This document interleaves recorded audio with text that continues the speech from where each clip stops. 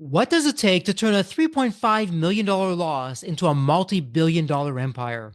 Meet Bobby Mesmer, a serial entrepreneur whose life reads like a masterclass in reinvention, resilience, and raw determination. Raised in the farmlands of southern New Jersey, Bobby launched his first construction firm in 2000, then the unthinkable. His largest client defrauded him of millions, plunging him into a $3.5 million loss.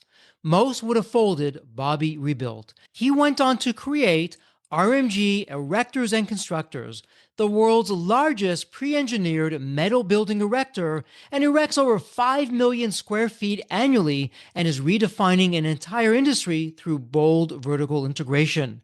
But Bobby's vision never fit in one lane. He launched Iron Will Racing, a championship winning motorsport team, and RMG Luxury Services, a company disrupting the high end travel experience. Wherever he sees inefficiency, Bobby builds a category defining solution. Twice named a Philadelphia Titan 100 and a 3-time Inc. 5000 leader, his track record is unmatched, but it's his grit that sets him apart. In 2021, life tested Bobby far beyond the boardroom. A tornado destroyed half his home. A heart attack and stroke left him partially paralyzed. Then came Felty syndrome, a rare autoimmune disorder attacking his bone marrow. In 2024, a second stroke cost him half the vision in one eye, and yet he came back. Bobby fought his way to full mobility, managing his health with infusions, discipline, and an unbreakable will. His journey redefines what it means to lead, not just through strength, but through surrender, clarity, and courage. This is a story about turning pain into purpose, building empires that endure, and proving that the hardest moments can reveal who we truly are. This is more than a story of business success. It's a study in courage, clarity, and the relentless pursuit of something greater than survival: legacy. And before we hop into the podcast, a quick word from our sponsor, Deep Wealth and the Deep Wealth Mastery Program. We have William, a graduate of Deep Wealth Mastery, and he says, I didn't have the time for Deep Wealth Mastery, but I made the time and I'm glad I did. What I learned goes far beyond any other executive program or coach I've ever experienced. Or how about Bruce? Bruce says, before Deep Wealth Mastery, the challenge I had with most business programs, coaches, or books was that they were one-dimensional. Through Deep Wealth Mastery, I'm part of a richer community of other successful business owners. The idea shared forever changed the trajectory of the business, and best of all, the experience was fun. And we'll round things out with Stacy. Stacy said, I wish I had access to the Deep Wealth Mastery before my liquidity event, as it would have been extremely helpful. Deep Wealth Mastery exceeded my expectations in terms of content and quality. And you know what, my Deep Wealth Nation, why they're saying this is because Deep Wealth Mastery, it's the only system based on a 9-figure deal. That was my deal. And as you know, I said no to a 7-figure offer, and I created a system that we now call Deep Wealth Mastery that helped myself and my business partners welcome from a different buyer, a different offer, a 9-figure exit. So if you're interested in growing your profits, preparing for a future liquidity event, if that's 2 years away or 20 years away, and you want to optimize your post-exit life, Deep Wealth Mastery is for you. Please email success@deepwealth.com. Again, that's success, success, at deepwealth.com. We'll send you all the information about Deep Wealth Mastery, otherwise known as Scale for Ultimate Sale. That's where you want to be. You want to be with other successful business owners, entrepreneurs, and founders just like you who are looking to create market disruptions, and they want to lock in their financial freedom and have success and fulfillment. That's the 90-day Deep Wealth Mastery Program. It has your name on it. All you need to do is take the next step. Send an email to success@deepwealth.com. Welcome to another episode of the Deep Wealth Podcast. And Deep Wealth Nation, let me ask you this. When it comes to your business, when it comes to you, your leadership, your team, are you resilient? Do you think you have it tough? And when it comes to success of where you are now and where you want to be, are you getting there? Or are there some speed bumps, some pitfalls along the way that you'd like some insights? We're going to be covering all that and a whole lot more because we have a very special guest in the House of Deep Wealth. We have a fellow entrepreneur, a thought leader, someone who is showing us what success is all about and incredibly resilient. Bobby, all that said, I'm going to cut it short. Welcome to the Deep Wealth Podcast. An absolute pleasure to have you with us. There's always a story behind the story, and you have quite the story, Bobby. So what's your story? What got you from where you were to where you are today? Jeffrey, thanks for having me. This is fantastic. I love being here. Totally loaded question to start. Long questions, but Fine, let's dig into it. How did I get here? Trials, tribulations, heartache, heart attacks, strokes, tornadoes, you name it. It's been part of my life journey to get from where I was to where I am. And so let's dig in. 25 years ago, started my business and successful, ups and downs. I'm in the construction industry, right? Everybody has ups and downs in this industry. I tell people all the time, if you're not almost bankrupting every 3 years, you're not doing something right, because that means you're not taking risk. It means you're not failing forward. It means you're not growing your business the way you should, because you're not taking the risk. You're getting comfortable. And so I had those ups and downs, and I'm very proud of that. And the downfalls that I've made or the mistakes, because I would have never learned to continue to grow myself and grow my business the way I have if I didn't have myself in a position of failing to take those things and learn from them. So grew the company, started other businesses that I have sold in the course of continuing to grow this company, RMG Erectors and Constructors. That's the main parent of everything that we're doing. 2015, took a big business hit, lost millions of dollars based off of someone who wants to screw me over and, do a bunch of work for. And he just basically says, hey, screw you, I'm not paying you. And what am I left to do? And that was a big hit. That was, you take that and when it's millions of dollars, I don't care how much money you have, because what happens is when it's a $2 million hit or an over $2 million hit, you're now pulling $2 million out of your reserves and or your personal pocket, because you still got to pay the debt to get away from lawsuits and hurting yourself even more. So now it's a $5 million loss overall. And in some cases, I don't care if you're a $50 million a year company, $5 million, that's your profit. And so at the end of the day, that puts people under. And so I had that, learned from that experience. And what's the key factor there? Eggs in baskets. That's what I tell everybody. It's eggs in baskets in that situation where I had too many eggs in one basket. I was too dependent on that one relationship and that one contract where 80% of my work was contained within that one person. So when they did what they did, business failure is going to happen. And so we moved past it, continued to restructure the company, regrew, continued on where we were. And 10 years later, we're the largest pre-engineered erection company in the entire world. We're one of the top 5 largest steel purchasers in all North America.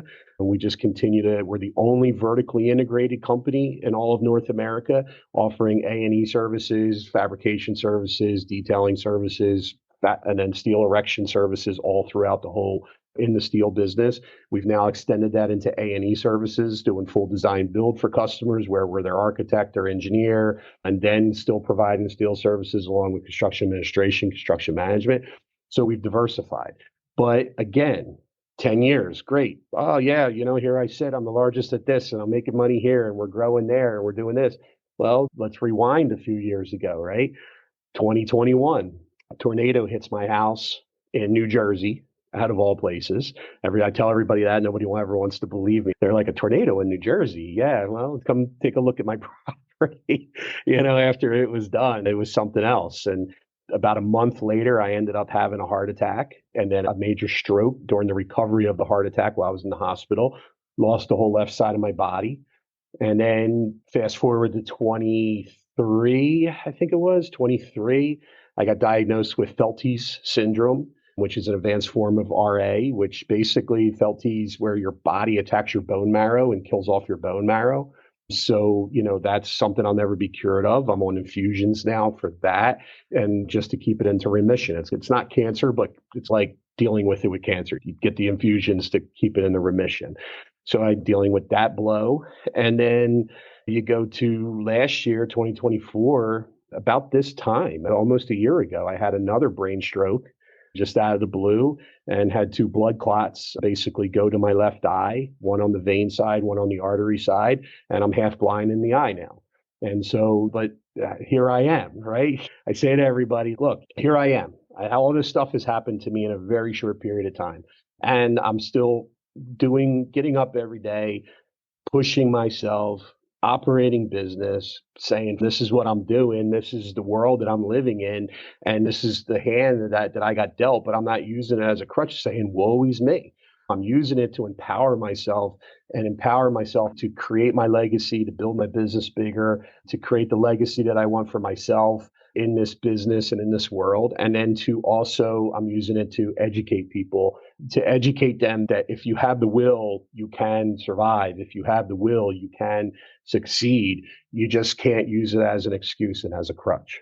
My goodness, Bobby, there is so much there. And I firstly want to thank you for being so open and being so vulnerable.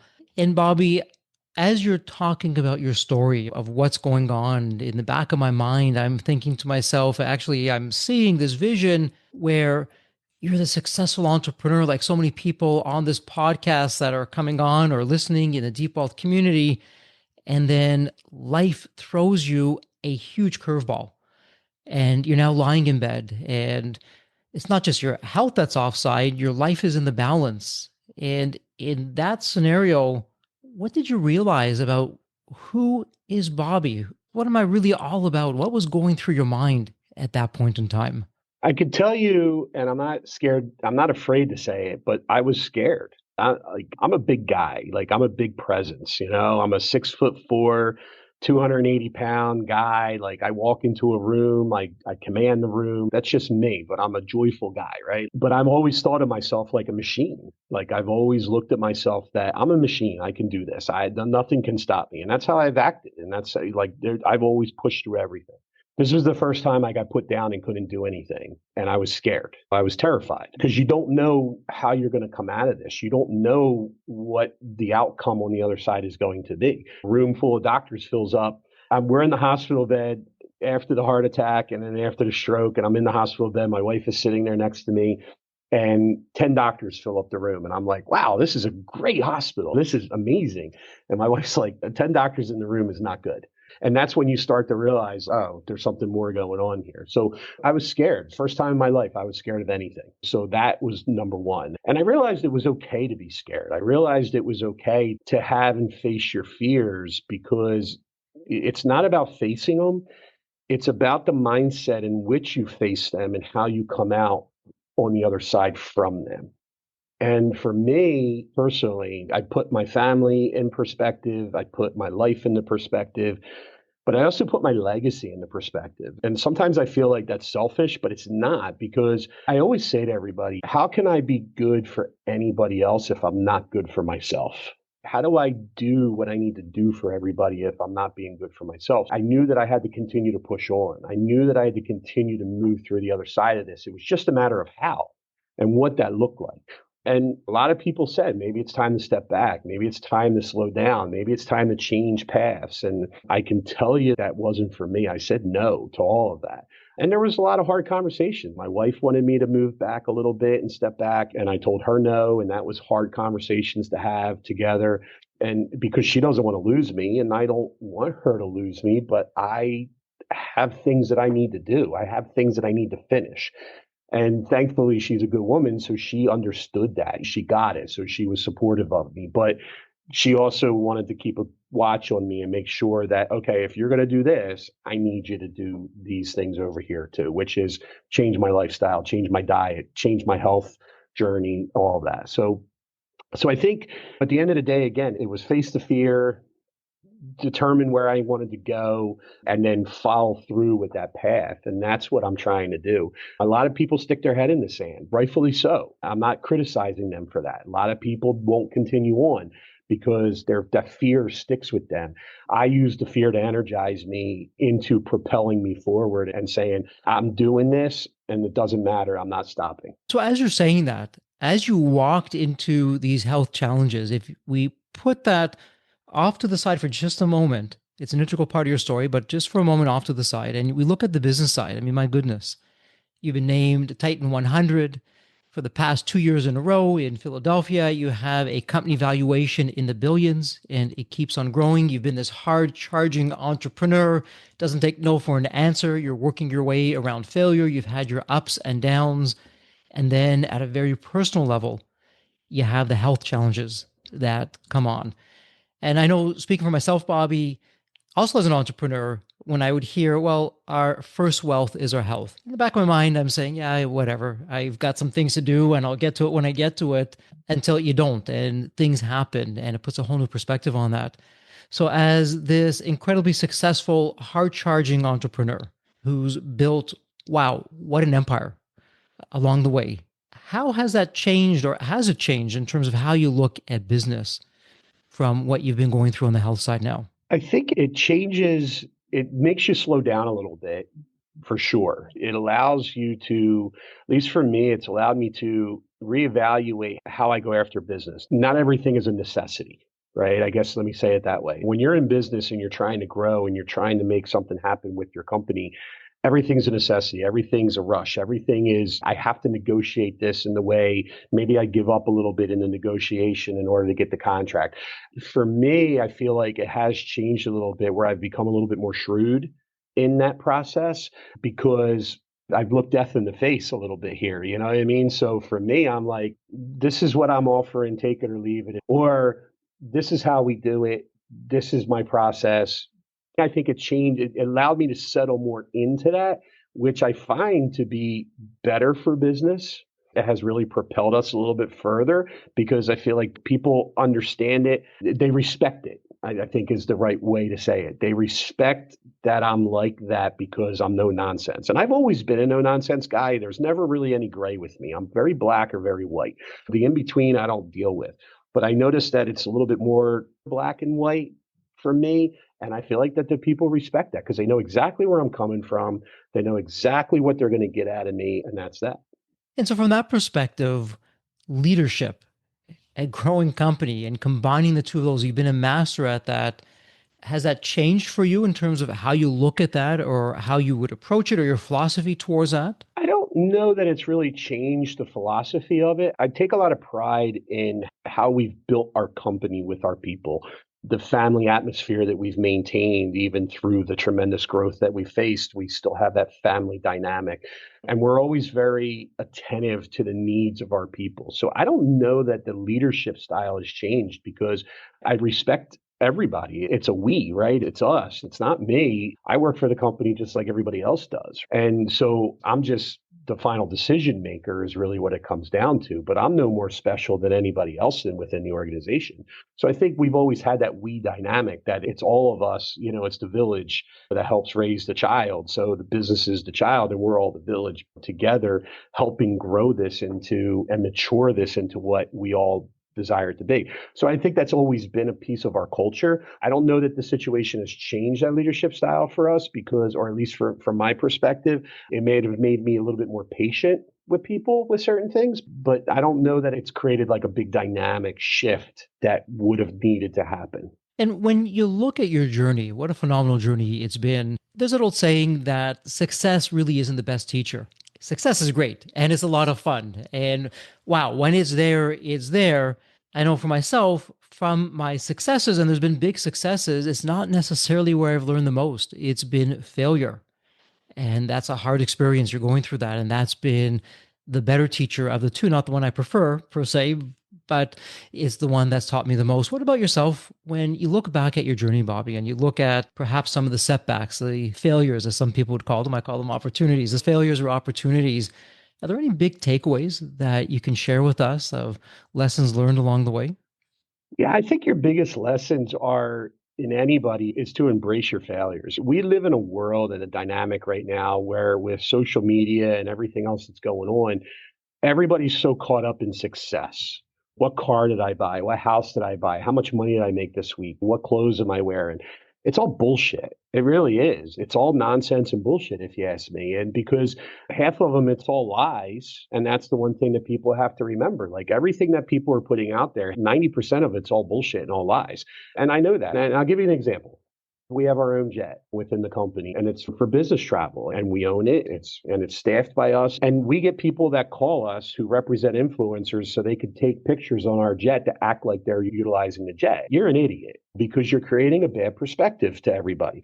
I think that people need to more focus on their failures and on not what they're doing because that's what I like. I'm okay with talking about my failures. I'm okay with talking about the bad decisions I made in business or the things that hurt my company or what set us back or what set me back personally and what it was because just like a baby, you have to crawl before you walk. And in life and in business, you have to do all the same thing. You have to crawl before you walk. You can't learn anything without having setbacks. And as long as you're reflecting on those setbacks, as long as you're evaluating what happened and you understand and you take responsibility for your piece in it. That's the other problem of today's day and age we live in is everybody wants to point the finger at everybody else.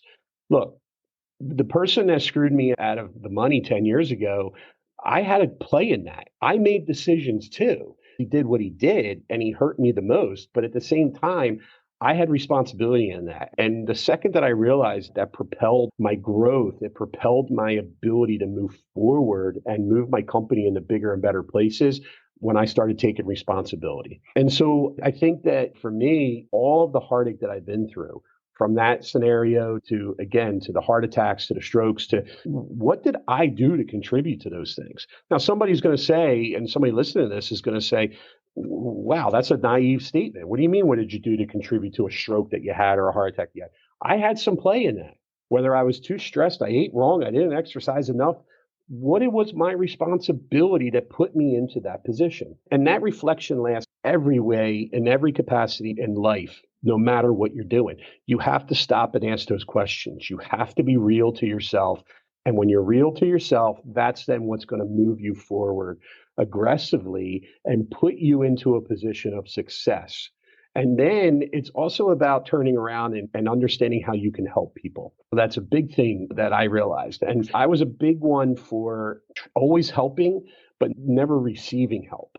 I never wanted anybody's help. Well, what I realized is I'm taking away that blessing that person is trying to give. I'm taking away their ability to want to help me and what that can do for them by helping me. So I've had to learn and try to restructure myself to be more open with allowing people to give to me or allowing me to receive from somebody, no matter what that is. And everybody has an issue with that. People will stop and say that they don't, but they really do. You know? Yeah. Yeah. Talk to us about that. I'm the same way. I will if it means giving the shirt off my back to help someone, no hesitation. I'll do that. I love helping people, making a difference out there. When someone comes, hey, Jeffrey, how can I help you? What can I do for you? I just clam up and I'm good. Nothing. Thanks so much. So, how do you, or what did you do to open yourself up to, okay, yeah, you know what? I could really use some help here, or thank you. I'll accept that. What was that like for you in terms of that mental mindset or chatter inside of being able to receive? It's hard at first. It's hard because when you're used to always like saying, no, I don't need anybody's help, or no, I don't need that from you, or it's hard at first. And I still, even to this day, I don't know how to feel when somebody does help me because then I feel obligated. Oh, you helped me with this. Oh, now I have to do something for you. And then that's the problem. So when you do allow somebody in, you feel like you have to turn around and now do something for them again. And so for me, it was a matter of number one, realizing I was doing it. And I actually took a friend of mine hearing him speak about it to realize I got that problem too. Like, and then when he explained it to the same way that I did, where you're taking that blessing away from them, that hit hard to me. I was like, whoa, I never realized that I'm taking a blessing from them. That really hit hard. That was like, that made me think because I'm a spiritual guy. I'm a godly person. I love God. I believe in God. I'm a man of faith. And so, like, when I realized that, I'm, wow, am I affecting them from the spiritual world? I know I'm going a little deep there, but am I affecting them from the spiritual world? Because I'm not allowing them to get blessings because they're trying to get blessings through helping people. And that's where it hit me. And so I made the conscious effort to start working on it.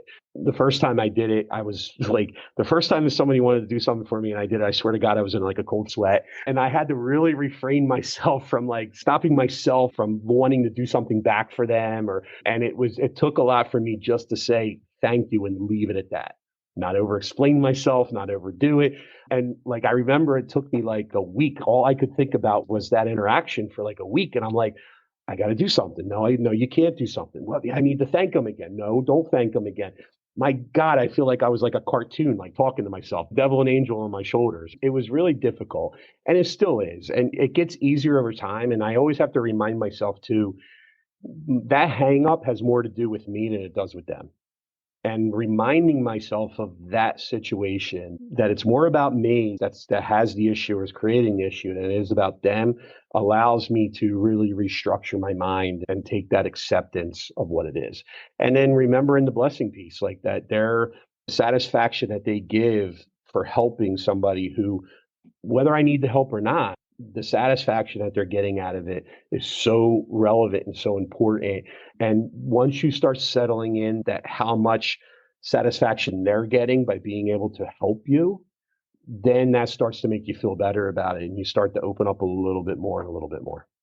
That's a great explanation. And I completely get it. I never got it before when people would say, Jeffrey, when someone gives, the grace is say thank you.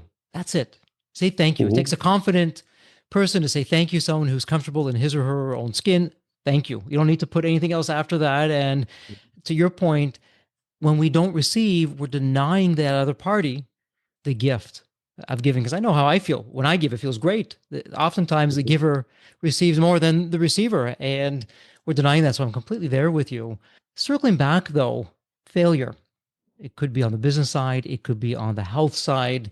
Was there one particular incident, Bobby, where you look back, it's a failure, but that was really the beginning of your breakthrough that gave you such insight or motivation from what others would view as just a fatal situation, but you took that and, like the phoenix rising from the ashes, yeah, okay, it's a new day, lessons learned, I got it.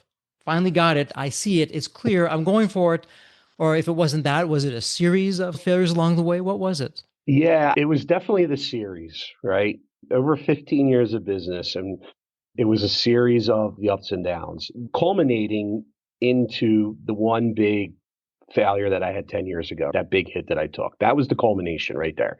What was interesting about that, though, is at that moment, after I got through my anger and I got through my hatred and wanting to go beat this person with a baseball bat and all those things, when I started to really dig down and reflect on the situation, I really was able to look back at everything and look at my path, that the path that I was on and all the failures that I had, including with all the successes, were set up to put me exactly where I was and lined me up to be in that position to move myself forward for the future.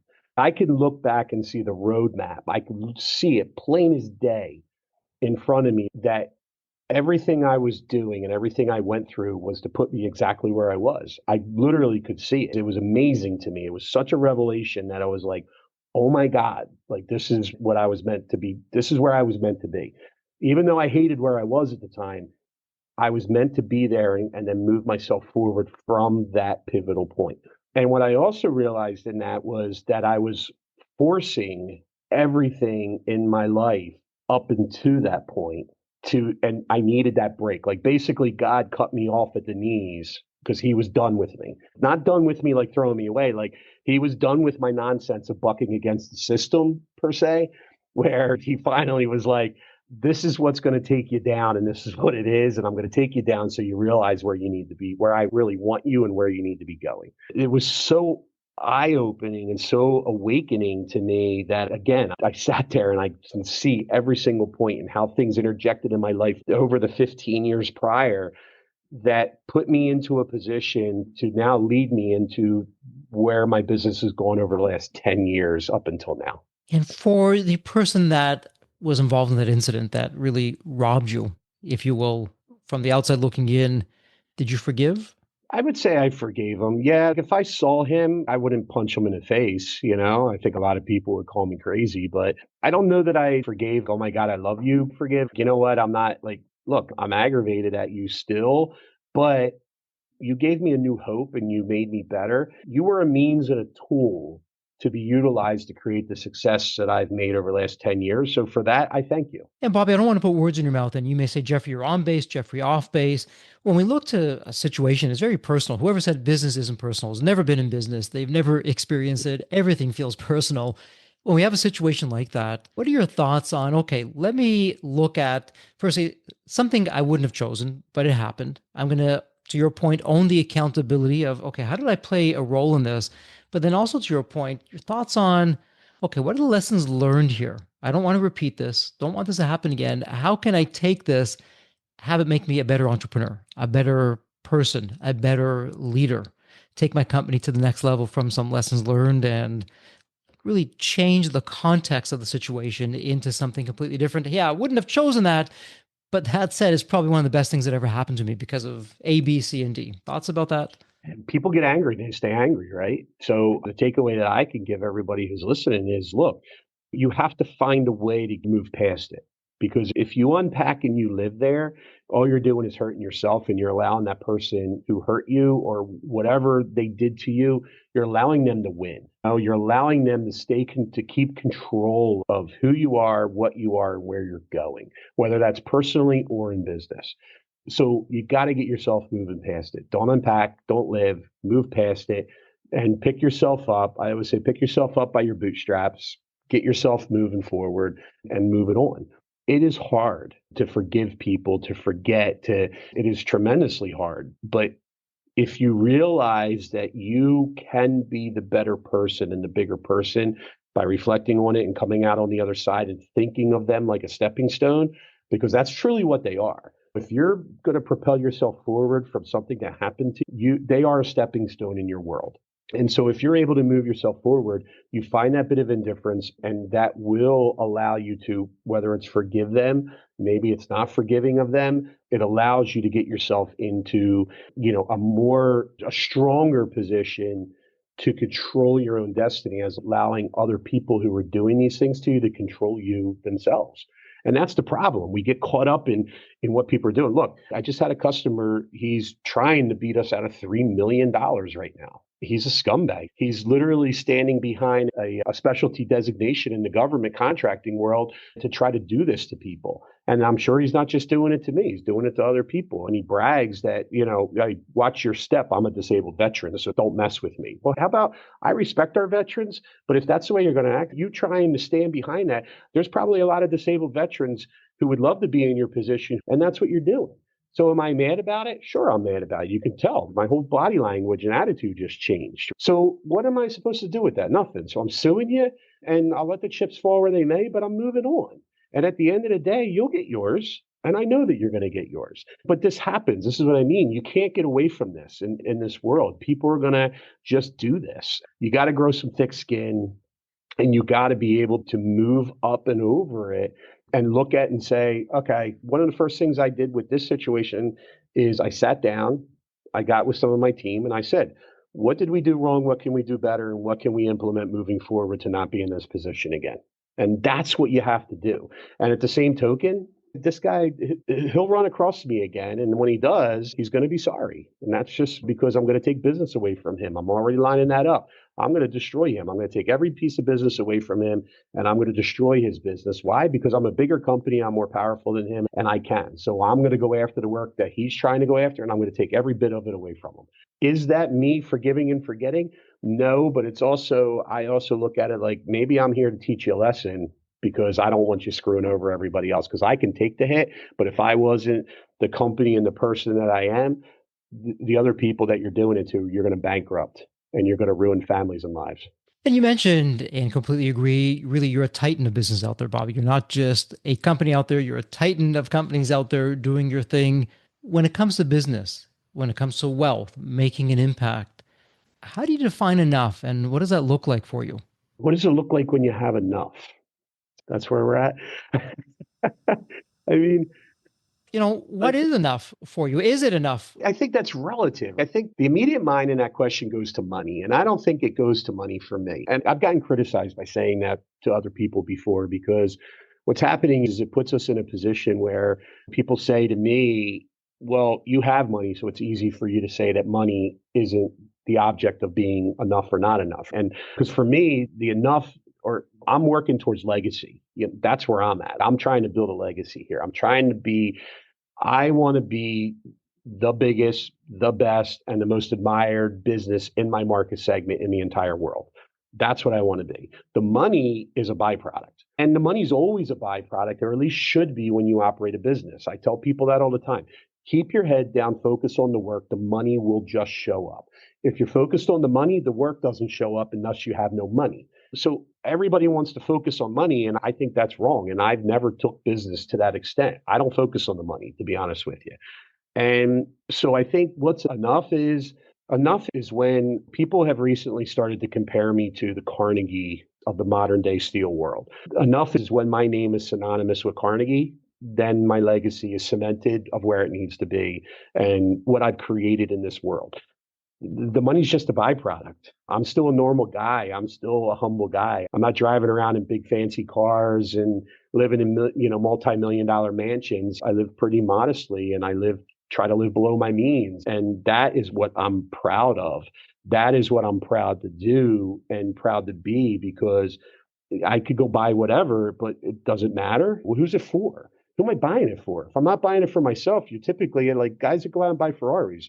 Okay, I've owned a couple, but for a short period of time because they're good cars, but just wasn't for me. What are you buying it for? Most of the people I know that own Ferraris don't like them. They like the attention they get when they go pulling up somewhere in them. So enough is, I think it's a relative statement. I think everybody needs to start changing their enough to the goals, not the monetary goals. It needs to be the bigger goals of what you want to leave and what you want to do. It's interesting, Bobby. I completely agree with you. And in some ways, I'm going to use another F word. Offline, we're talking about the F word fun. And now I'm going to use the F word fair. It isn't fair because for people who haven't crossed that finish line with a lot of zeros behind them, absolutely. Yeah, Jeffrey, Bobby, it's easy for you guys to talk about that. You have all these zeros in the bank. What would you know? Well, we do know because we've been where you are. But when you do cross that finish line, some of those cliches, they're really not cliches. Money doesn't buy happiness. Yeah, money greases the wheels for sure. It makes life smoother. It can make life easier. It's not going to make you happy. Happiness comes from within, and you can buy the shiny objects. There's always someone who's going to have a bigger shiny object and a better shiny object. It's got to come from within. And in fact, it's interesting in our Deep Wealth Mastery program, Bobby, we look at the very end at the start. Step zero. Okay, you sold the business, your post exit life. Let's start with that now. Where does that go? And we have some experts in the community who focus on this. And they did a recent survey, and the survey came out. They asked very successful post exit entrepreneurs, sold their company, regardless of what they sold it for. When they asked, is this enough money? So whether they had gazillions of dollars in the bank or less than that in the bank, they all more or less said the same thing. They wanted 3 to 5 times more. It was never enough, regardless of how many zeros they had. It's part of the human condition. And so what I'm hearing you say is, yeah, hey, sure, money's great, but that's not what drives me. It's my legacy in your case. I really want to make a difference out there. I want to pay it forward.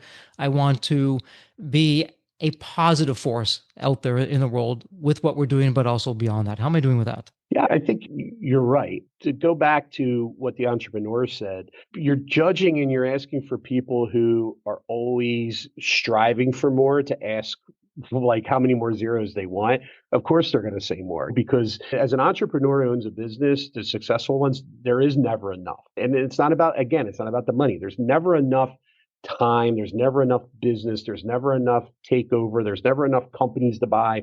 It's never enough. So as much as they say they want 5 times more, I understand that sentiment, and I think you do too, and they all do, because we're successful because it's never enough.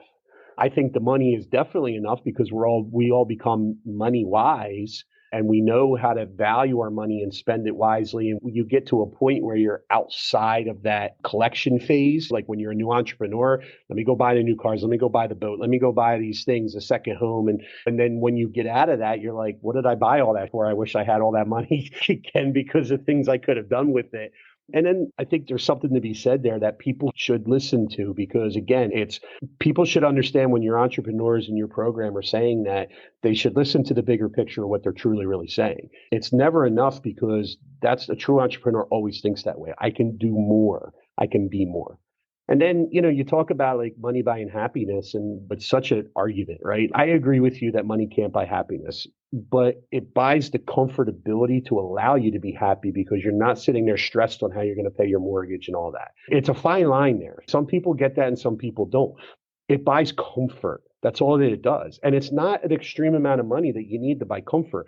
What people need to learn to do is live within their means. That's the problem.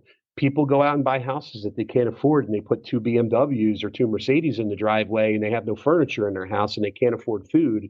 And like, you're hurting yourself because you're trying to keep up with the Joneses. I rather see somebody who makes, between them and their wife, maybe makes $200,000 a year, live in a modest home, have modest cars, and be able to afford and put savings away, because that's the true entrepreneur spirit that family is doing, but they're just comfortable in working for other people because they're not comfortable with the risk. But they have the entrepreneur spirit in my mind because they're living below their means, they're budgeting their money appropriately, and they're allowing it to go further as opposed to, again, going back to what I said earlier, buying for the people that just don't give a damn about you.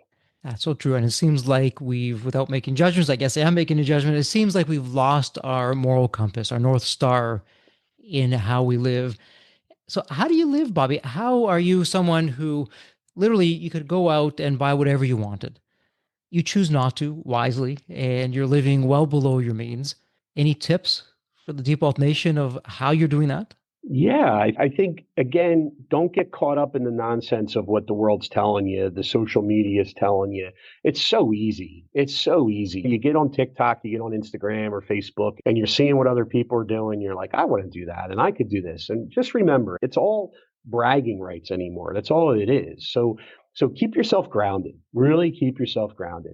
Know what money you make and budget yourself. Budget. Live on a budget. I talk to so many people, they have no budget at all. They just pay their bills. Well, do you know what your bills are? Like, you should know every single one. Write it down. Put it in a spreadsheet. Understand exactly what your bills are and how much money you have to make to live. You're running a small business in your household. That's what you're doing. You have so much income that comes in. You have so much expenses out. The rest is what you do with savings and or whatever else you want to do with it. You have to set a budget. People don't do that nowadays. And part of it is because we lost that. Like probably 20 years ago, 25 years ago, they stopped teaching that in school. They stopped teaching you how to. I'm a big advocate of, hey, let's get back to showing kids how to balance a checkbook, how to open up a checking account, how to save. One of the things we taught our sons when they first got jobs, we have older sons now. One's turning 21, the other one's turning 18. But when they first got jobs years ago, first thing I said to them, 20% of your pay that you take home comes off the top and goes into savings. And they looked at me like I had six heads. And I'm like, 20% goes into savings. Live off of everything else. And because you're going to wish you had that 20% when something happens with your car, or when you're older and something happens with your hot water heater and this and that, and you don't have to live off of credit cards. It is very easy to do that and budget your life that way, because then when you're living off the other 80%, you're budgeting off the 80%, you have a savings that's just building up and building up. So I think that people need to get just regrounded. You don't need to buy big fancy cars. Everybody wants to go out and buy a freaking Mercedes right now, like in a BMW. And what are you doing? We just bought two new company vehicles, and I was on Monday and I was at the Kia dealership. And we bought two Kias for the company as company vehicles for people. And one of the things I was looking at while I was there, that Kia has this real nice four-door sedan, sportsy kind of car. I don't even know what it was called, but it was really nice. And the sticker price was $26,000. I'm like, I would buy that freaking car. It's a nice car for 26 grand. And people rather go and be like, because they have a status symbol, because they want the star on the Mercedes on their emblem. What are you doing, people? And ground yourself, set yourself up for success. It's so easy. You don't need the big house. I say that all the time. I live in my master bedroom, my living room, and my kitchen. I don't need another 10,000 square feet or surrounded around that I don't go into. For what? And so I think that people just missed the boat on this because everybody's too much into what they have and what they think they can have. And then when they get themselves into trouble, they're complaining and they're blaming it on everybody else. Well, how about blame it on the bad decisions that you made to get yourself there? That goes back to some of the wise advice that you're sharing with us earlier. And so, Bobby, we're a few questions away from our wrap up. Sadly, a few questions away from a wrap up. There's so many questions I haven't yet asked. But let me ask you this question. What do you think, your best guess, the most misunderstood thing about you? I don't know. I like to think, I like to walk around thinking that I'm not misunderstood at all. You know? I mean, I'm sure if you ask my wife or some other people, they'll tell you different. Misunderstood. I think that when people first see me, I think there's a misunderstanding. Again, I'm a big guy. I'm tatted up on my arms, up and down, all the way to my hands. I got a tattoo on my neck. I think people look at me and they don't know what to make of me at first. And really, I'm just a big teddy bear. You know, I'm a jovial guy. I like to smile. I like to laugh. I like to have a good time. And when it's time for business, it's business. When it's time for fun, it's fun. But I'm not some hard ass biker guy, although I do ride motorcycles. But I'm not some hard ass who's just an angry guy. And I think that's one of the things that's misunderstood. Fair enough. And Bobby, I know I can tell you there are countless questions that I would have loved to ask. I haven't had the chance. We bumped up against some time.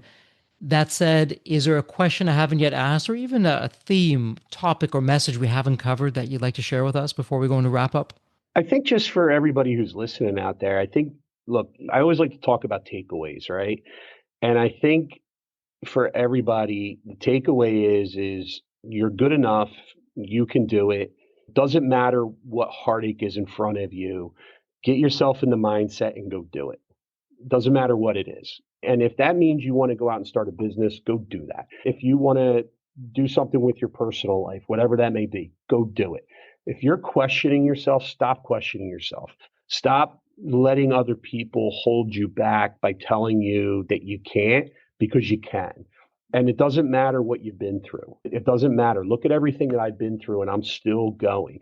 If I can do it, you can do it. I am no different than you.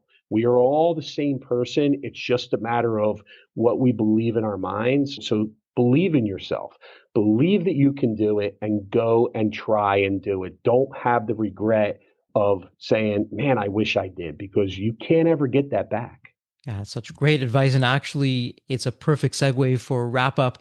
So it's a tradition here on the Deep Wealth podcast where it's really my privilege, my honor for every guest, Bobby. I ask the same question, and it's a fun one. Let me set this up for you.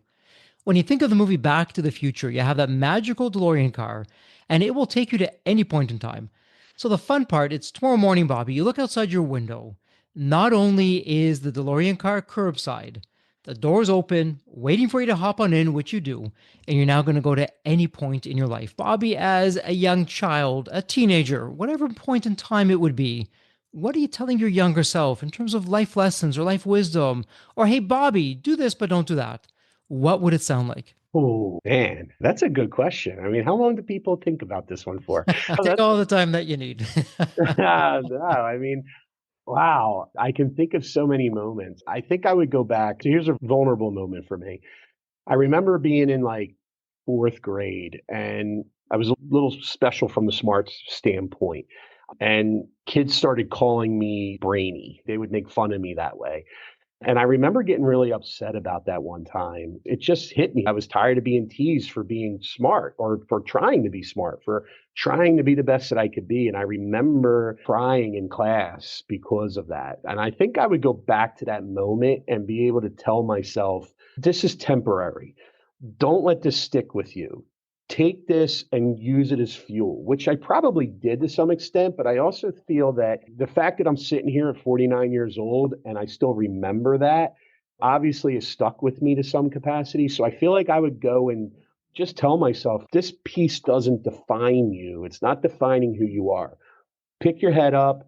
Don't worry about those kids and keep doing what you're doing. Because I can tell you that I did change and I wasn't so engaged in it anymore because I got teased. And did that change the trajectory of my life? No. Did it have an impact? Yes.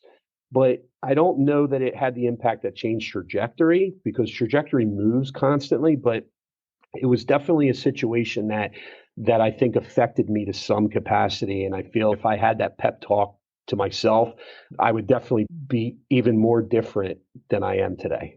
I like that. You're really saying, hey, a situation doesn't define you. Just keep on doing what you're doing. Maybe use it as jet fuel, have it propel you forward, but don't let it hold you back. And Bobby, we're not too far off age wise and being on this journey called life. I would imagine, though, it's probably a whole lot harder today with social media and how easy it is for people to bully each other. And I just can't even imagine. So, some great advice for the Deep Wealth Nation. And speaking of advice, Bobby, someone in the Deep Health Nation, they have a question for you. They want to speak with you. They want you to come in, speak to their organization. I know you're an incredible speaker and you cover these wonderful topics that every one of us can learn from and hear. Where is the best place online someone can reach you? Yeah, anything on social media. So Bobby Mesmer on Instagram, Bobby Mesmer or Robert Mesmer on LinkedIn. I can't remember which one. I think it's Bobby Mesmer on LinkedIn. And then same on Facebook and on TikTok. Those are the best places. Send a message. My social team will make sure that I get it and we'll get back. I try to be very responsive to anybody who wants to consult with me, wants me to mentor them, wants me to speak at their company or company function. We try to be very proactive and help people because that's what this is about. It's the giving back piece. So yeah, contact me there, please. I'm open and happy to discuss and listen to what anybody needs. And Deep Wealth Nation, the great news here, it doesn't get any easier. It's a point and click. It's all in the show notes. It's all there for you. That said, Bobby, congratulations. It's official. This is a wrap. And as we love to say here at Deep Wealth, may you continue to thrive and prosper while you remain healthy and safe. Thank you so much. Jeffrey, thank you so much. Appreciate you. So there you have it, Deep Wealth Nation. What did you think? So with all that said, and as we wrap it up, I have another question for you. Actually, it's more of a personal favor. Did you find this episode helpful? Have you found other episodes of the Deep Wealth Podcast empowering and a game changer for your journey? And if you said yes, and I really hope you did, I have a small but really meaningful way that you can actually help us out and keep these episodes coming to you. Are you ready for it? The dramatic pause. I'll just wait a moment. Drum roll, please. Subscribe. Please subscribe to the Deep Wealth Podcast on your favorite podcast channel. When you subscribe to the Deep Wealth Podcast, you're saving yourself time. Every episode automatically comes to you. And I want you to know that we meticulously craft every one of our episodes to have impactful strategies, stories, expert insights that are designed to help you grow your profits, increase the value of your business, and yes, even optimize your post-exit life and your life right now, whatever you want that to look like. And every time you subscribe and a fellow entrepreneur subscribes, it's a testament to how together, yes, we are changing the social fabric of society. One business owner at a time, one liquidity event at a time. So don't let the momentum stop here. Subscribe now on your favorite podcast channel. You'll never miss an episode. You'll be the first to hear from the top industry leaders, the innovators, the disruptors that are really changing and shaping the business world. And maybe you're commuting, maybe you're at the gym, maybe you're taking a well-deserved break that we spoke all about on this episode. The Deep Wealth Podcast, it's your reliable source for the next big idea that could literally revolutionize your business. So once again, please hit that subscribe button, stay connected, inspired, and ahead of the curve. And again, your next big breakthrough moment, it might just be one episode away. Maybe it was even this episode. So all that said, thank you so much for listening. And remember, your wealth isn't just about the money in the bank. It's about the depth of your journey and the impact that you're creating. So let's continue this journey together. And from the bottom of my heart, thank you so much for listening to this episode. And as we love to say here at Deep Wealth, may you continue to thrive and prosper while you remain healthy and safe. Thank you so much. God bless.